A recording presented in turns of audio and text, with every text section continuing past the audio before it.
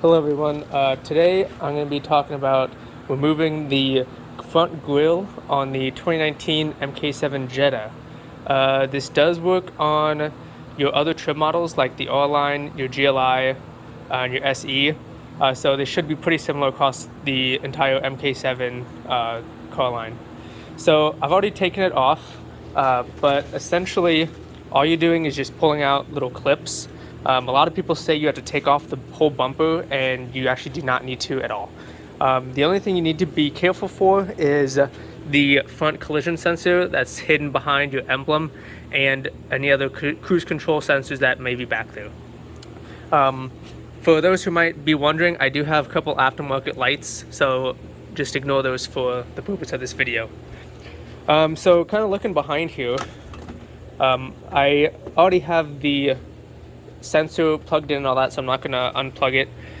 But if we look here, these plugs down here, they all just slide into, here I get a good shot, little holes along here. And what you just need to do is just line those up, and those will pop right in.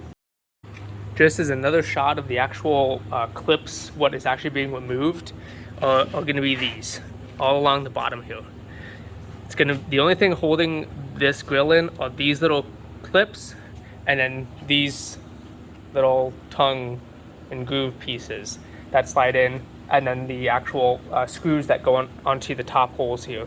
Those are the only thing that's hold this grill on. So there's really no reason to remove the bumper unless you're trying to do any other work on the front end, because other than that, they just pull out very easily. Taking them out, the only thing I recommend, I'll see if I can demonstrate a little bit, is that after you've taken out these four bolts, is you'll just grab the grill and do steady, gentle pressure out, and I just go back and forth across the whole thing, and you slowly start to hear the clips popping out. One thing I want to kind of emphasize is don't just jerk it out, because looking back here, you can see there's not a lot of tension, extra tension on that sensor wire, so we don't want to rip that out. When you do unplug that, make sure you unplug your battery.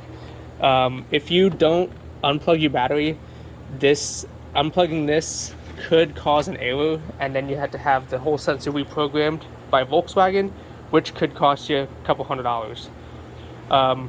So make sure you unplug your battery, let it sit for a minute to drain any capacitors, anything like that, and then you should be able to unplug that, replace the grill, plug it back in, and you should be set. As for removing the emblem, there are a couple of just clips back here. If I can get some good lighting in here.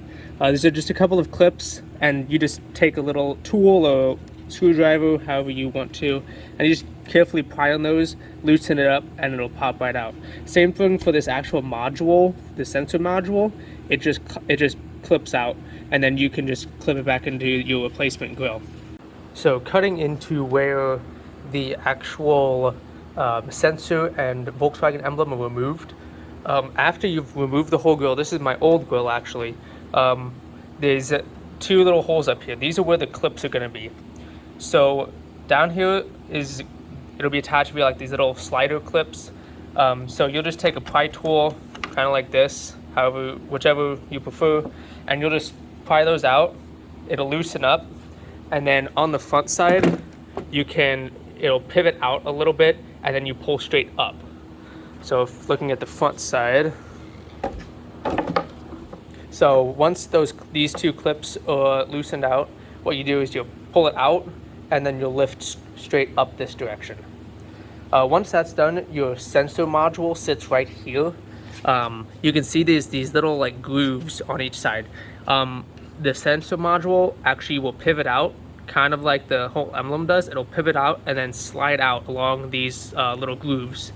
And then these clips here, when you're pulling it out, you just want to make sure you take a pry tool and pull those up a little bit to loosen out the sensor module.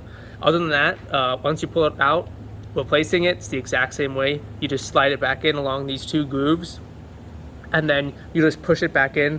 There'll be a slight little clip or a little click, whatever, once these kind of lock into place, and then that sensor is set in there From there, you can just take your Volkswagen emblem and just slide it right on there, and you should be good. As for putting it back in, it's really simple. You just line it up, and then you just push it, and you hear all the clicks. And there you go. And so now it's all clipped in. Once that's done, you'll just make sure to put your 4 bolts back in, and then you should be set and ready to go. So one thing I forgot to mention in the video was these rubber seals that are on the front of the grill there. Those also have to be removed if they do not come on your replacement grill. But thankfully enough, they're very easy to remove. In this picture, hopefully you can see it pretty well.